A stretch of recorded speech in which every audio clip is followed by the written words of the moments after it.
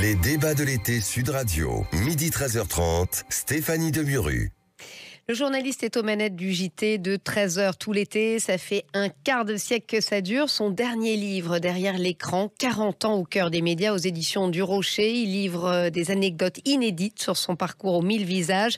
Jacques Legros est mon invité. Bonjour Jacques Legros. Bonjour Stéphanie. On est ravis de vous accueillir ici. Alors, on ne va pas mentir à nos auditeurs. Une fois n'est pas coutume, cet entretien est enregistré pour avoir le plaisir de vous avoir avec nous, car vous êtes en même temps sur TF1 aux manettes du 13h, où vous faites d'ailleurs d'excellentes performances. Jacques, une moyenne de 4,3 millions de téléspectateurs, 39,3% de part de marché, une avance de plus de 2 millions par rapport à vos confrères de France 2. C'est vous que la direction de TF1 aurait dû titulariser après la disparition de... Non, parce que de toute façon, je n'aurais pas accepté. C'est vrai ? Oui, je n'ai plus l'âge d'être titulaire. Et je suis ravi d'être joker, comme on dit, même si je déteste ce mot.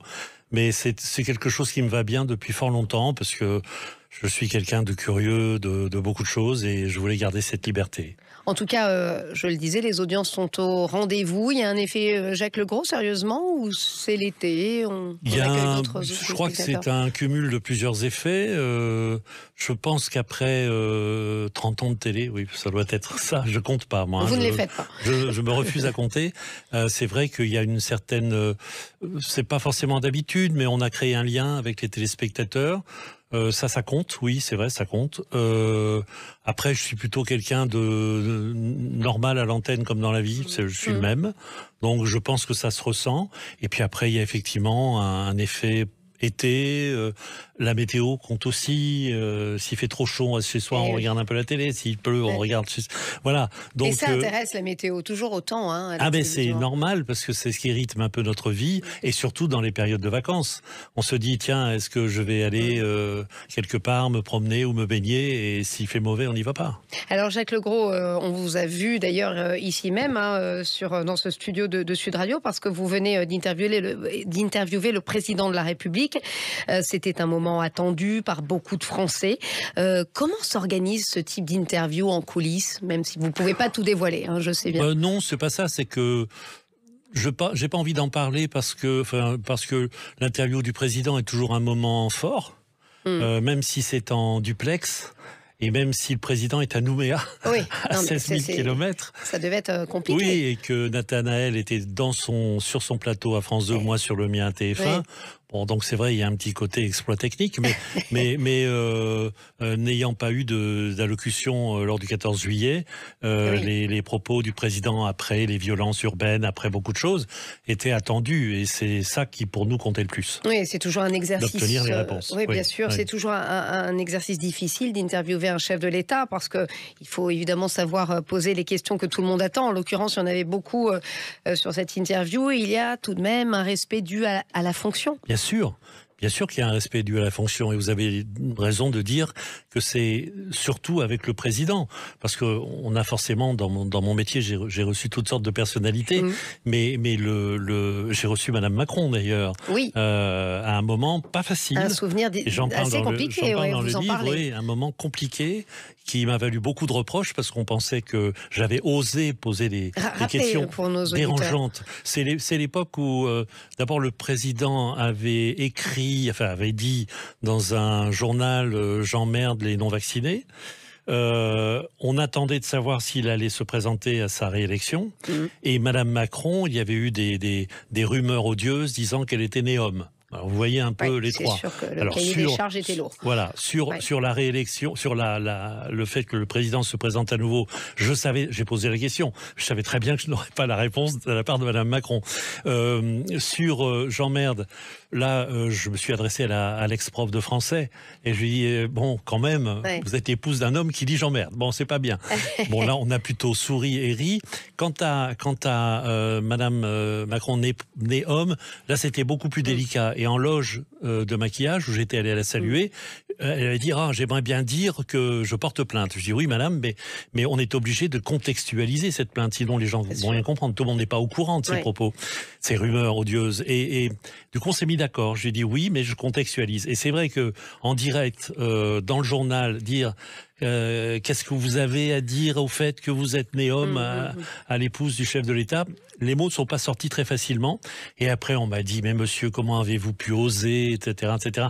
Les gens n'avaient pas le fin fond, le fin mot d'histoire. Donc, comme souvent, la mise en perspective. Voilà. Autre moment difficile de votre carrière, vous en parlez, on l'a commenté plusieurs fois, mais enfin, quand vous annoncez la mort de Jean-Pierre Pernaut. Alors c'était effectivement un moment très très difficile. On était tous parce que ça c'est arrivé très vite. Hein. Moi c'est arrivé la veille après-midi. Et je reçois des coups de fil de journalistes qui me disent voilà, Jean-Pierre Pernaut est décédé, qu'est-ce que vous pouvez me dire, me raconter, etc. Ça n'a pas cessé de sonner de toute l'après-midi.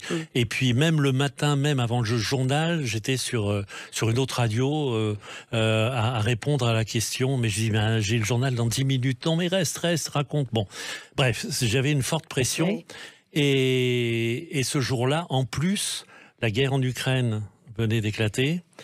Et le Premier ministre de l'époque, Jean Castex, voulait parler du Covid. Donc j'avais les trois à gérer. Et c'est vrai que la mort d'une icône comme Jean-Pierre, ça ne pouvait pas passer en troisième position. Donc c'est Jean Castex qui en a fait les frais. Ce qui, dans un journal normal, n'aurait pas été le cas, évidemment. Surtout qu'il avait des choses à dire sur le Covid. Mais là, on a fait une hiérarchie pas évidente. Et alors en plus, c'est vrai qu'on avait tous la gorge nouée. Même si les rapports n'ont pas toujours été simples. Ils ont toujours. Non, là, je m'inscris en faux. Oui, Stéphanie, parce que oui, je sais, on m'a aussi reproché des choses dans ce domaine. Simplement. Pas vous. Non, ni vous d'ailleurs. Mais certaines personnes, j'ai toujours eu d'excellents rapports avec Jean-Pierre. Pendant 25 ans, on s'est côtoyés, on s'est remplacés. Enfin, on s'est remplacés. Je l'ai remplacé sans l'ombre de quoi que ce soit. Et puis un jour, pendant le Covid, toujours le Covid, où on était tous à cran. Et il avait une deuxième place par rapport à moi parce qu'il était chez lui. C'était la chronique ou je sais plus, le journal d'un confiné, ça s'appelait. Et c'est vrai qu'il le supportait mal. Il avait déjà été malade. Et à un moment, je sentais qu'il intervenait trop dans le journal, ce qui n'est pas la règle entre nous. Personne n'intervient sur le journal de l'autre. Moi, j'interviens pas sur le journal de Marie-Sophie. De toute façon, elle est bien assez grande pour savoir le faire, et depuis longtemps. Elle n'intervient pas dans le mien non plus, et ainsi de suite. Ça a toujours été comme ça entre nous. Et là, il intervenait un peu, et à un moment, j'ai un peu explosé. J'ai dit, il n'a qu'à venir le faire, et puis voilà. Bon, tout s'est pas allé plus loin. Enfin, la vie d'une rédaction, quoi. Finalement. Exactement. La vie que vous connaissez, la vie d'une rédaction normale. Voilà. Alors, vous disiez... Dans une période anormale. Oui, évidemment, et où on était tous un peu tendus, on s'en souvient, et fatigués. On était épuisés. Oui. Alors, vous disiez, Jacques Legros, tout à l'heure, oui, j'aime pas ce mot joker. Est-ce qu'il y a une malédiction du joker, l'éternel numéro 2 voilà, c'est ce qu'on parfois on entend ici ou là. Il y a une malédiction du joker pour ceux qui veulent bien. Pour moi, ça n'a jamais été une malédiction puisque je n'ai jamais voulu. Parce que des places de premier, je les ai eues. Je les ai eues à RTL, je les ai eues ailleurs. Donc, et vous l'avez toujours même en à audience. LCI où j'étais directeur adjoint. Donc, ces places-là, je les ai eues et ce n'était pas le but de ma carrière professionnelle. Donc moi, je voulais garder à tout prix quelque chose qui est fondamental chez moi, c'est le plaisir. Le plaisir de recommencer. Quand je suis en studio, comme j'y suis en ce moment d'ailleurs. Oui, c'est ce que j'allais vous dire. Est-ce que vous l'avez toujours, ce studio? Eh bien justement. Ce plaisir. Pardon, ce plaisir. Oui, j'ai toujours ce plaisir. J'ai toujours aussi cette petite attente un peu stressante. Toujours toujours, parce que après, quand on est parti. Mais on se demande toujours si ça va bien se passer. Là, puisque vous avez dit qu'on enregistrait, ça s'est mal passé aujourd'hui parce que les 4 premiers sujets, on les avait pas. Ah oui. Donc il a fallu jongler avec l'équipe en régie pour retomber sur nos pieds. J'espère que ça s'est pas vu, je pense. Mais moi, j'étais un petit peu coincé et j'ai dû buter sur un. C'est ce qui fait la magie de nos métiers. C'est du direct.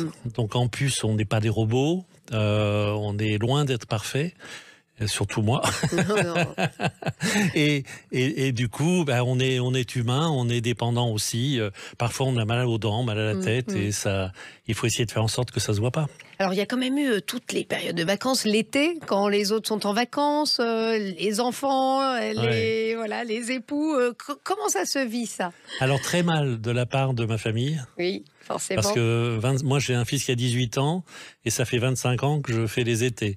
Donc, il n'a jamais connu un été normal avec ses parents. C'est vrai que certains étés, surtout quand il était petit, maintenant ça va, il vit sa vie, mais à l'époque où il était petit, jamais de Noël, jamais de grandes vacances, dirons-nous, mais en même temps des compensations où on partait hors vacances. Alors tant qu'il était petit, on pouvait lober l'école, mais après on avait des reproches, les gros yeux. Mais heureusement, j'ai beaucoup de liberté par rapport à l'éducation nationale. Oui. Alors, vous avez déclaré, Jacques Legros, dans une interview à nos confrères du Figaro Magazine, ma patte, c'est mon humanité. Pas forcément les plus humanistes qui réussissent dans ce milieu. C'est un milieu difficile. C'est même l'inverse, c'est même le contraire. Je n'osais pas le dire, mais oui, vous avez raison de le dire. Et d'ailleurs, je pense que si j'avais été titulaire, ça aurait été ma limite. C'est-à-dire que parfois, j'ai du mal à dire qui s'exprime, le journaliste, le citoyen, le père ou l'homme. Et dans mon petit système de valeurs à moi, souvent l'homme prend le pas. La distanciation du journaliste, je l'ai, bien sûr, c'est évident. Sinon, je ne ferais pas ce métier depuis si longtemps. Mais parfois, j'ai du mal. J'ai du mal parce que le père, quand il s'agit d'enfants disparus, malades, enfin tout ce qu'on peut imaginer d'horreur dans ce monde, parfois au fond de moi, je réagis en père ou en citoyen ou en homme. Alors, il n'empêche, en tout cas, dans ce milieu peu humaniste où, c'est parfois un monde compliqué, le monde des médias, de la télévision. Vous vous êtes vous maintenez toujours aussi brillamment, 40 ans dans un univers impitoyable. Quel est le secret ? Je pense que on ne peut pas, c'est la célèbre phrase d'un président américain qui dit on peut abuser quelqu'un tout le temps, on peut abuser tout le monde un certain temps, mais on n'abuse jamais tout le monde tout le temps. Et je pense que je n'ai jamais abusé qui que ce soit. C'est-à-dire que j'ai toujours été comme je suis, avec mes défauts, mes qualités, mon empathie. Quand je rencontre les gens, je prends le métro, je vais au supermarché, je dis bonjour. Quand on me dit bonjour, j'ai jamais dit non à une photo, un selfie ou quoi que ce soit, même si j'en avais pas envie. Je pense que je leur dois bien ça, non ? C'est grâce à eux que je fais ce métier. Et c'est grâce à eux qu'on a ce succès à TF1. Vous n'étiez pas forcément prédestiné à être journaliste. Si. C'est vrai ? Oui, au fond de moi, oui. Vous n'avez pas fait d'école de journalisme ? Ah non, mais j'aurais jamais été pris. Oui. Ah bon ? Non, j'étais bien trop nul. Non, mais je n'étais pas assez scolaire. Et ce côté pas scolaire, mais plus saltimbanque ou artiste, si vous préférez, m'a coûté cher dans mes études secondaires, parce que j'ai fait 3 fois la classe de seconde. Ah, j'espère que mes enfants n'écoutent pas, parce que sinon écoutez ils vont les se dire, enfants, c'est pas écoutez grave, bien, j'ai des choses à vous raconter là. Non, mais n'empêche, vous avez fait radio, avant la télé, presse écrite. Quand on n'a pas fait d'école de journalisme, c'est parfois compliqué. Vous avez eu des petites sueurs froides quand même, parfois, non ? Je n'ai eu que ça, même. J'ai dû même... écoutez bien les enfants aussi, j'ai même dû mentir à plusieurs reprises. C'est vrai, ça. Oui. Est-ce que vous avez déjà fait de la radio ? Mais oui, bien sûr, jamais fait. Est-ce que vous avez une carte de presse ? Mais oui, bien sûr, j'ai inventé le numéro. Est-ce que... etc. Bah oui, mais sinon, je ne ferais pas ce métier aujourd'hui. Parce que le monde est ainsi fait qu'on vous colle une étiquette et si vous n'êtes pas sur les rails, vous n'avez pas le droit aux voies de traverse. Voilà, c'est tout. C'est pas faux, surtout en France. Mais quand on n'a jamais fait de radio, de presse écrite, comment on fait pour présenter une émission de radio ? Comment on fait pour écrire un papier ? Vous voulez que je vous le dise, Stéphanie ? Ben oui, j'aimerais bien. Je me le demande encore. C'est vrai, encore tous les jours. Non, le syndrome de l'imposteur, non, ça vous avez pas. Si, un petit peu quand même. Si, quand même. Si, un petit peu quand même, parce que je viens du pays minier du Pas-de-Calais, pour ceux qui écoutent et connaissent les régions d'Auchel, Marle-les-Mines, Bruyères-en-Artois et compagnie, d'une famille modeste, de fonctionnaires. Et c'est vrai que rien que d'aller de mon village, de Lapunois à Béthune, c'était une promotion sociale. Aller de là à Lille, c'était carrément très très difficile. Paris, fallait même pas y penser. Et puis faire des métiers comme cela, c'était réservé aux fils d'eux, à une élite en fait, telle qu'on le. Et puis il y avait moins de travail à l'époque encore. On se plaint aujourd'hui, mais il n'y avait pas les chaînes infos, il n'y avait pas tout ça. Oui, il n'y avait pas toutes les chaînes infos, mais il y avait des journaux, il y avait La Voix du Nord, Nord Matin. C'est là que vous avez commencé. Non, pas vraiment. Quand j'étais, mais ça c'est. Je pense que ça résume ma façon d'être.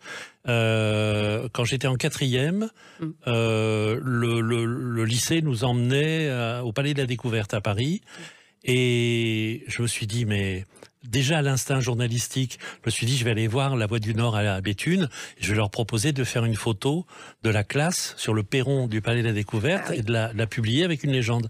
Et ils ont dit, alors ils m'ont regardé en rigolant, en se disant, mais c'est quoi ce... Je faisais 1m80 déjà à l'époque, mais c'est quoi ce mec qui vient jouer les journalistes en herbe. Et très gentiment, ils ont dit oui, ils ont publié la photo. Donc voilà, ça a toujours été ma façon d'être. Et aux jeunes qui disent je vais faire une école, je dis oui, très bien, mais aujourd'hui on est obligé. Mais prouvez d'abord que vous aimez ce métier et que vous avez envie de le faire. Alors aujourd'hui, le monde change, la vitesse grand V, l'avènement des réseaux sociaux, tout le monde est un petit peu journaliste. Comment on allie cette modernité à la tradition? Parce que c'est vrai que la télé, voilà, on le dit, c'est un média, je le dis, de vieux. Souvent on nous dit, c'est ce que me disent mes enfants, on regarde plus la télé, donc c'est difficile. Comment on continue? C'est tout le challenge, tout le défi qui se pose aujourd'hui aux patrons de chaînes de télé. Les réseaux sociaux, on pense que c'est une liberté. Pour moi, c'est d'abord une aliénation. Mais en même temps, je les défends quand on peut avoir, grâce à eux, des images de ce qui se passe en Iran, en Afghanistan, du combat des femmes dans ces pays-là. Et on les a pas en envoyant quelqu'un, on les a grâce aux réseaux sociaux. C'est-à-dire que le citoyen lui-même devient un peu son propre reporter. Et ça, c'est le côté vraiment positif des réseaux sociaux. Et puis le déversoir de haine, le déversoir de rumeurs infondées, moi j'en souffre un peu aussi, ça va, je suis pas trop, je ne m'expose pas trop, donc ça va.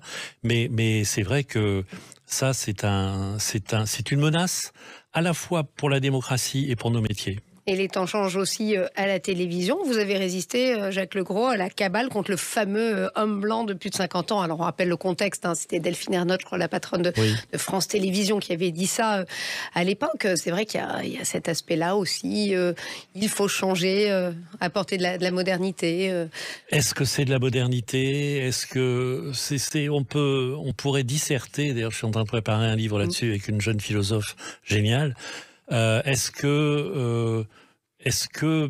Comment doit s'exprimer le combat légitime des femmes, par exemple, ou des minorités? Je pense pas que ce soit en faisant plus de bruit qu'on gagne sa place. D'abord, j'ai jamais fait de bruit, donc c'est peut-être pour ça que je fais cette réponse.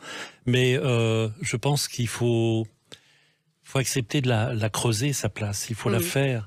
Et moi, je trouve que le féminisme aujourd'hui est une chose merveilleuse, à la condition de ne pas tomber dans les extrêmes.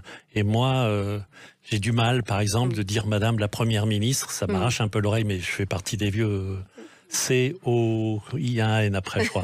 et parce que je pense que les femmes méritent mieux qu'un E au bout d'un mot. Ça sera le mot de la fin, joli mot de la fin. Merci beaucoup Jacques Legros de nous avoir accordé cet entretien. Merci à vous.